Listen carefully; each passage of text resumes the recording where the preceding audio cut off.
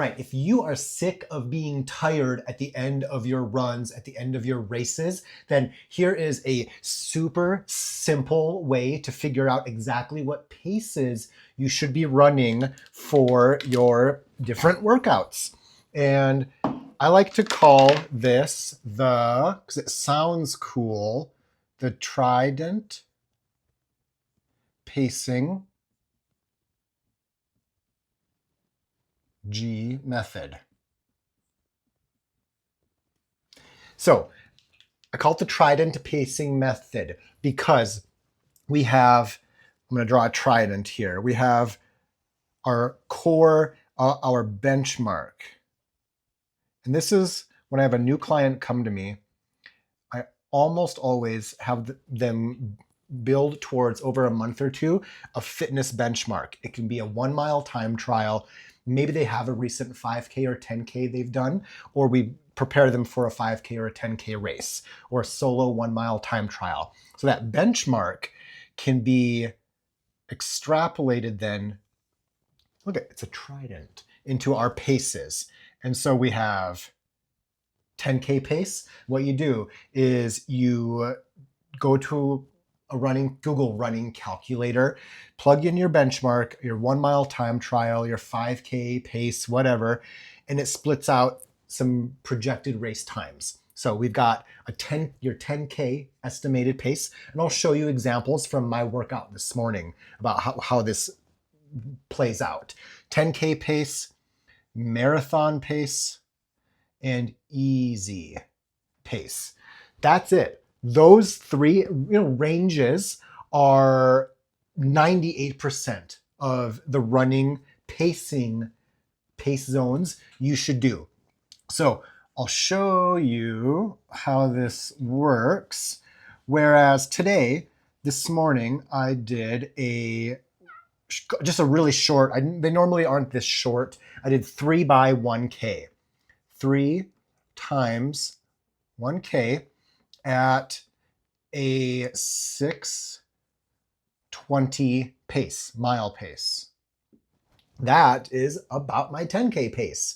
And so when I do 1K repeats, and this 10K pace can be anywhere from like half mile to 1 mile repeats with 1 minute to 2 minute rest intervals between them. That's 10K pace right there. And that's the workout. 3 by half mile, 3 by a mile. I'll do 5 or 6 by 1K at 10K pace. Now, marathon pace,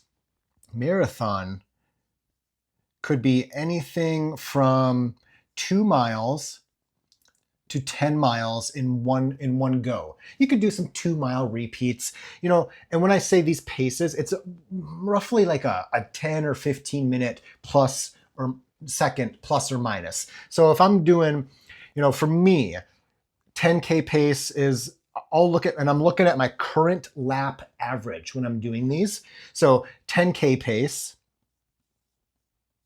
is a 6:20 something. My 5K pace is about a 6 minute per mile. I did a little faster than that for one 5K last year. 10K pace. So when I'm doing half mile to 1 mile repeats, I'm looking at about a 6:20, 6:15 to 6:30 pace. My marathon is roughly,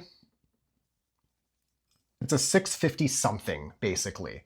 So again, I'm looking at my current lap average and I'm trying to stay about a 6:50 something mile pace. Now, easy is often marathon pace plus a few minutes. So my easy pace is generally a 9-minute pace plus or minus, we'll say 30 seconds.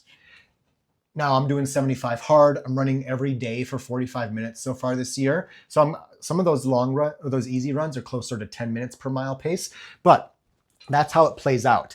It's simple. You take a fitness benchmark, a recent race, find out your 10K, your half to full marathon pace, and your easy pace. Stick to that. Those pace ranges are 98% of the running that you should do. If you're in a super hilly area, if you're doing trails, you can use gap, the grade adjusted pace. You can use wattage. But for most people in general, as long as they're not running on super hilly terrain, this will be a really good way to kind of go into figuring out what paces you should be running. And it's often, I find, these will be slower than what people are generally doing.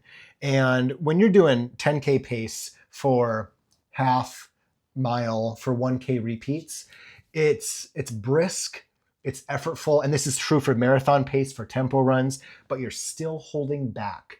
And if you're doing, 5 by 1K, the first two will be, again, really holding back. The last two, you're definitely going to have to put out some effort for them, but you should end tempo runs, repeat workouts, you should end them with being able to say, yes, I could have done one more repeat or one more mile, not having needed to go into like a 10 out of 10 full effort type. And easy, I had one of my clients say that recently. She said, I feel like I could have kept up that pace for a while, like forever. That is what we're looking at for our easy runs. We want them to be super easy jogs where if you go for 30 minutes or 60 minutes, you should be able to say, yeah, I could have gone out for an hour. I could have gone out for 2 hours at that easy. And I maybe would have accumulated a little bit of fatigue, but I would have felt pretty much the same at 2 hours as I did at 1 hour.